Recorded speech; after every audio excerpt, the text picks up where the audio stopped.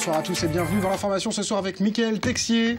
Bonsoir. Au sommaire, le Conseil général en route pour une charte numérique à l'horizon 2030. Les élus ont adopté effectivement le projet de schéma d'aménagement numérique qui prévoit la mise en place du très haut débit via notamment la fibre optique.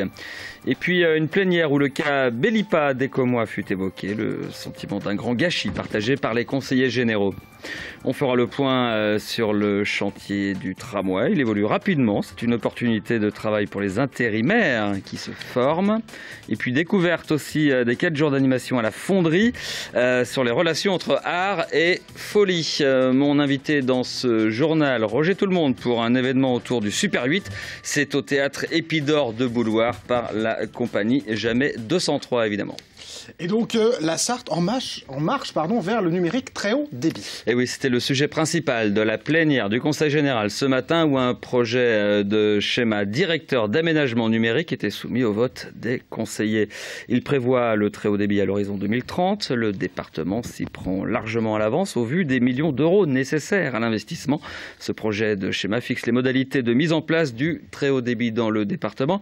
Je vous propose d'écouter Louis-Jean de Nicolaï. C'était le rapporteur de ce projet. Cet investissement va être porté par les comités de communes, en fait par le syndicat mixte d'aménagement numérique qui comprend le Conseil général et le Mans Métropole, avec les comités de communes, mais ce seront les comités de communes qui décideront des choix. On parle de ça maintenant parce que c'est un investissement de 400 millions d'euros sur l'ensemble du territoire, donc c'est un investissement à très long terme, qu'il faut s'y préparer maintenant et qu'en même temps, il faut prévenir les acteurs économiques qui souhaiteraient investir sur le territoire sarthois que la Sarthe est décidée d'engager une politique permettant l'aménagement du très haut débit sur l'ensemble de son territoire. Et le cas de la société Bellipa à Écomois a aussi été évoqué. Le conseiller général du canton d'Écomois, Bruno Lecomte, a parlé d'un gâchis dans ce dossier où le matériel et les outils ont été mis en vente cette semaine alors qu'un repreneur s'était manifesté. Sentiment partagé par l'ensemble des conseillers généraux qui étaient présents. Quand le conseiller général d'Écomois, Bruno Lecomte, prend la parole, l'audience est captivée. Il dit sa colère, sa déception de voir l'entreprise Bellipa démantelée aux enchères, c'était mardi et mercredi, sans que le seul repreneur qui s'était déclaré ne puisse réellement entrer dans la course. On ne fait pas une vente de tout l'outil de travail quand on sait qu'il y a quelqu'un qui est susceptible de le faire refonctionner. C'est tout simple. Hors de moi la question de mégoter sur la décision de justice, mais bon, c'est vrai que si on repousse à quelques semaines, on se retrouve avec finalement une reprise possible. Un repreneur trouvé par Sarthe Développement qui projetait 40 embauches dans un premier temps. Une partie de l'argent était même apportée par les collectivités. Bref, le projet semblait ficelé. Il aurait sans doute fallu une intervention de l'État, une intervention du ministre qui est en charge de ces dossiers, M. Montebourg, mais qui a brillé par son absence. Et donc du coup, malheureusement, le dossier a capoté et tous ces salariés se retrouvent désormais au chômage. Une intervention pour reculer la date des enchères et permettre de réunir l'argent. Une intervention aussi pour étaler ou réduire les dettes de l'entreprise vis-à-vis de l'État et faciliter ainsi la reprise d'une activité sur le site. Et un mot maintenant des travaux du tramway et des opportunités d'emploi qu'il génère. Au Mans, les travaux avancent à bon rythme. Vous avez pu le remarquer, le tracé est de plus en plus présent dans l'espace. C'est le cas notamment sur la place des Jacobins, une place qui va se transformer très rapidement. Un immense chantier qui au total fait et fera travailler des centaines d'ouvriers et d'intérimaires, à condition qu'ils soient formés spécifiquement à ce genre d'aménagement. Lucille Cantet. Le tracé est désormais clair et visible. La nouvelle ligne de tramway se dessine place des Jacobins. Les trottoirs sont terminés et l'aménagement du parking est bien avancé. Le chantier entre dans une nouvelle phase. Les rails seront livrés mardi prochain et la première soudure aura lieu dès le lendemain, le mercredi 27. Si on remonte vers l'espace culturel, on commence aussi à voir se dessiner la position des emmarchements qui va délimiter la position haute et la position basse de la place. Et les premières marches seront vraisemblablement posées dès le mois d'avril. D'ici la fin de l'année, on peut considérer que l'ensemble des travaux de la place des Jacobins sera achevé. Et sur le chantier, les travailleurs intérimaires se font moins nombreux. En cause, la situation économique dans le BTP. D'autant que ces travaux demandent des compétences précises. Alors depuis 2 mois, 9 ouvriers d'entreprises d'intérim sont en formation au Mans. Au programme des cours théoriques, mais surtout de la pratique, avec l'aménagement de plateformes et de tronçons. C'est tout ce qui est la pose de bordure, pose de pavage que j'avais pas vraiment fait quoi. Et tout ce qui est réglage de trottoir. On va pouvoir faire de la maçonnerie, de la plantation, de la topographie, et puis pose de pavés, canalisation. Ces ouvriers espèrent que grâce à cette formation, ils trouveront un emploi sur les chantiers du tramway ou de la LGV. Et on reparle maintenant du pôle Albert Camus de Coulennes. Et oui, pour préparer le transfert dans ce nouvel établissement ultra moderne et écologique, les élèves n'avaient pas classe aujourd'hui.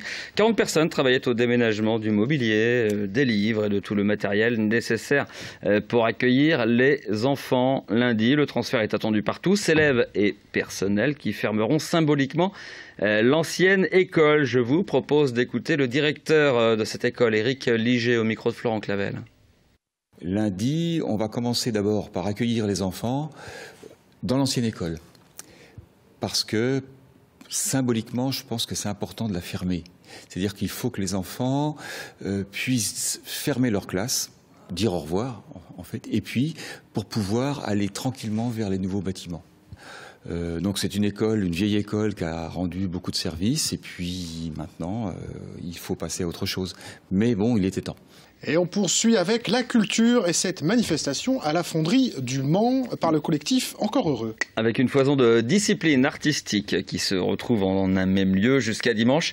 Théâtre, expo, danse, musique, des rencontres qui interrogent le rapport entre l'art et les troubles psychologiques ou psychiatriques. Laure Girard.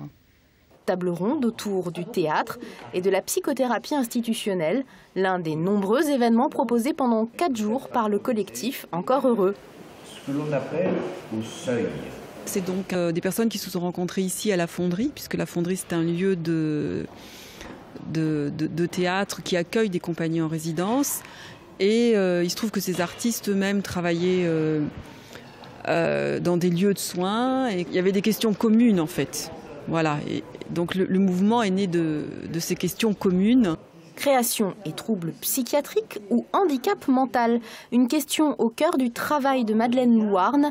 Metteur en scène, elle dirige une petite troupe au sein d'un centre d'aide par le travail du Finistère. L'atelier Catalyse a choisi la fonderie pour présenter, ce vendredi soir encore, une pièce d'Aristophane. En plus, c'est un lieu qui est propice à ça, qui vraiment sollicite même ce genre de rencontres de tous les différents possibles. L'échange et surtout le mélange des genres, une idée à laquelle adhèrent également les membres de cette librairie associative de Montreuil. Je pense qu'on est ici aussi parce que ça résonne avec les velléités de ces rencontres où il s'agirait qu'une institution culturelle justement soit confrontée à la folie, à l'absence de place pour la folie dans la ville et soit capable d'accueillir, quoi. Parce que ça, c'est vraiment des lieux qui manquent, ça c'est sûr. Un brin de folie encore avec de la danse, de la musique contemporaine et des expos, notamment ces fusils à tuer la misère d'André Robillard, à découvrir jusqu'à dimanche. On poursuit maintenant avec la culture et notre invité du journal, il s'agit de Roger Tout-le-Monde. Bonsoir. Roger Tout-le-Monde de la compagnie Jamais 203. Jamais 203, c'est le théâtre Épidore à Bouloir depuis 3 ans. Bonsoir. Bonsoir. Vous organisez une nuit, mais une journée même, du Super 8 samedi. Le Super 8, pour que tout le monde sache, c'est cette caméra. Ces petites bobines. C'est du cinéma, c'est de la pellicule. Et voilà. Et donc ça, c'est la caméra qui va avec. Et c'est ma caméra, attention. Parce que elle a encore tourné cet après-midi. Fais très attention. Voilà, c'est de la petite pellicule, ça fait 8 mm. Alors c'est pour ça qu'on appelle ça du Super 8. C'est pour ça qu'on appelle un Super 8. Certains diraient qu'on appelait ça du Super 8, mais j'ai envie de dire, voilà, le Super 8 n'est pas mort, il vit encore. Et en quoi il vous intéresse, vous, le Super 8? C'est le grain qu'il donne? C'est cet aspect particulier, le rendu? C'est de la pellicule, c'est à l'heure du tout numérique, ça nous semble important de défendre ça. Et puis quand on numérise ces petits films-là et qu'on projette l'original à côté, il faut photo, c'est le cas de le dire, quoi. Non, mais c'est une super émulsion, c'est vraiment super. C'est aussi une mémoire, le Super 8, parce qu'il y a beaucoup de films qui ont été tournés en Super 8. C'est une mémoire parce que c'est sorti dans le milieu des années 60, donc voilà, ça date, donc c'est dans des cartons, il y a des gens qui ont archivé ça se conserve très bien, et puis il y a des gens qui, sachant que nous on est une compagnie qui travaille avec le Super 8, il y a des gens qui nous contactent souvent en nous disant, mais voilà, j'ai ça, j'ai retrouvé ça chez moi, chez mes parents, j'ai la caméra, mais est-ce qu'on peut encore trouver de la pellicule? J'ai un projecteur, mais j'ai plus la lampe. Et puis j'ai des pellicules, mais je sais pas en quoi. Donc il y a un réseau de fans de Super 8, un peu comme ça, qui perdure. Il y a sûrement des réseaux. Après, je sais pas si on est en train de constituer un réseau, mais en tout cas, on commence là, après 2 éditions, à mettre en lien des personnes, c'est sûr. Maintenant, quand on a fait des films Super 8, on a envie de les projeter. Voilà, on cherche des occasions. Si c'est un film familial, le projeter en public, c'est sûrement moins facile. Il y a des gens qui nous disent, ah ouais, je vais les ressortir, puis je vais en amener une. Mais après, ils hésitent parce que montrer en public quelque chose de très intime, c'est pas simple. Là-dedans. Mais il y a aussi des gens qui font des films très artistiques. Alors justement, on va détailler un peu cette journée. Ça commence dans l'après-midi par... c'est demain, samedi, par un appel à figurants pour des tournages, en fait, c'est ça? Alors ça, c'est parce que nous, compagnie, on est sur un nouveau projet de création. Dans tous nos spectacles, quasiment, il y a une partie cinéma, vidéo, avec des tournages dans Super 8. Donc là, on est en pleine période de tournage. On y était encore cet après-midi. Et puis, en fait, on a fait un appel à figurants. Et on s'est dit, faire ça sur l'après-midi qui va précéder la nuit du Super 8, ça va fédérer des gens sur un projet qui est le nôtre. Ils verront, parce qu'après, ça part en labo, en développement. Donc, le résultat, il n'est pas immédiat, mais ils vont vivre un moment, ils vont avoir participé à quelque chose dont ils découvriront la création au mois de juin, puisque ça sera créé le 15 juin. C'est au mois de juin qu'on pourra voir dans la cour d'Épidore en fin de saison. Et le projet s'appelle The Wide Sockets Experience Project. Bon, on en parlera. C'est un projet rock'n'roll avec de l'image derrière. Enfin, c'est l'idée. Donc ça, voilà. Mais c'est bon, figurant là, on a vous avez ce qu'il vous faut. S'il y a des gens qui veulent venir, faut venir en costume années 60. Costume années 60. L'appel est lancé. 20h30, projection de vieilles bobines. Alors c'est là, vous allez projeter quelques films familiaux, c'est ça? Donc là, on avait fait un appel aussi à vieilles bobines. On va avoir un film de famille qui est de 3 minutes, qui est très intéressant. Et puis on va avoir un film de fête de village. Et puis on va avoir un invité qui s'appelle Roger Bateau, qui habite à Beaune, en Bourgogne, qui lui fait des films sur les insectes. Et ce film qu'on va projeter, il a été primé dans un festival Super 8 au Brésil l'année dernière, pour vous dire. D'accord. Et il est retraité, boucher charcutier à la retraite. Ah oui, donc c'est l'amateur passionné, expert. Son autre grande passion à côté de son métier, parce que c'est toujours une passion, un métier, c'était aussi le cinéma. Et maintenant, il fait plus que ça.